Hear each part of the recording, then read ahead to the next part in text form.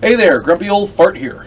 I'm doing a UFO Legends video on Marina Popovich. Before I get into this lady, into her story, I want to plug my other channels here. If you're watching this on Rumble, I do a lot of stuff on Rumble, mainly my political stuff.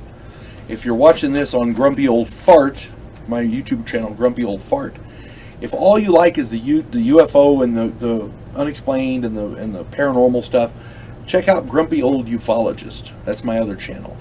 My political stuff gets flagged a lot because YouTube doesn't respect the First Amendment. But if you, so go to Grumpy Old Ufologist and subscribe to there. If all you like is the gaming videos, I have the Grumpy Old Gamer. So appreciate your subscription. Marina Popovich was born Marina Vasilyeva. I hope I'm saying that right. This is a Russian woman. She was born 1931. She died in 2017. She began learning to fly as a child and was later admitted to Novosibirsk Aviation Technicum. She learning to fly, to be a pilot for the Russian military. She wrote to Marshal Clement Voroshilov for an exemption, as women were not allowed to serve as military pilots. She was only 16, but she lied about her age. She trained to become a cosmonaut, but was turned away, probably because she was a woman.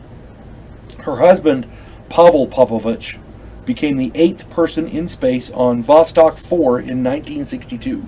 So she couldn't get into space, but her husband did. She became a military test pilot. On June 10th, 1964, she broke the sound barrier in a MiG-21. She's the 3rd woman and the first Soviet woman to do so. Known as Madame MiG for her work in the Soviet MiG fighters. So she was a very accomplished pilot. She set more than 100 aviation world records in over 40 types of aircraft. She retired as a colonel.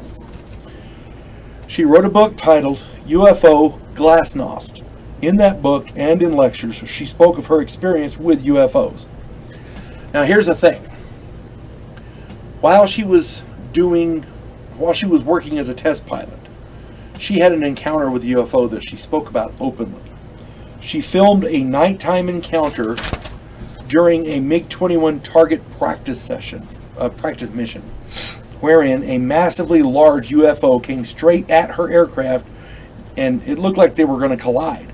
But right before, at the last moment, this thing flipped over on its edge, kind of tilted over on its side to avoid hitting her MiG.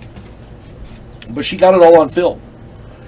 She claimed the Soviet military and civilian pilots had confirmed over 3,000 UFO sightings, and that the Soviet military and KGB had recovered fragments of 5 crashed UFOs. The crash sites were Tunguska in 1908, which coincides with Tunguska Blast, Novosibirsk, Tallinn, let me try to pronounce this, Orjonikidze,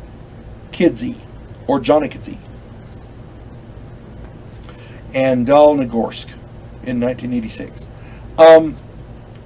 Now, she also claimed that Russia has photographs of a 16-mile-long mothership in orbit around Mars.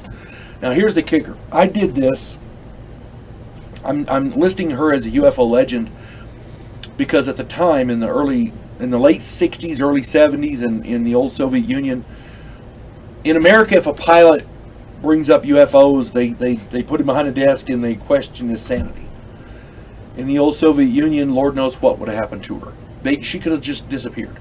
She could have been put in a gulag. Somebody could have come to her house and shot her in the head in the middle of the night. We don't know. That kind of stuff happens in a socialist economy, in a socialist country. Marina Popovich risked her career and possibly her life by speaking out publicly about her experiences.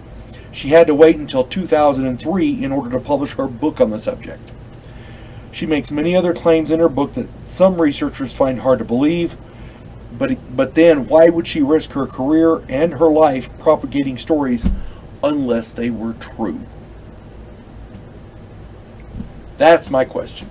I listed her as a UFO legend because you don't get people from the old Soviet Union demanding answers like she did. It just doesn't happen.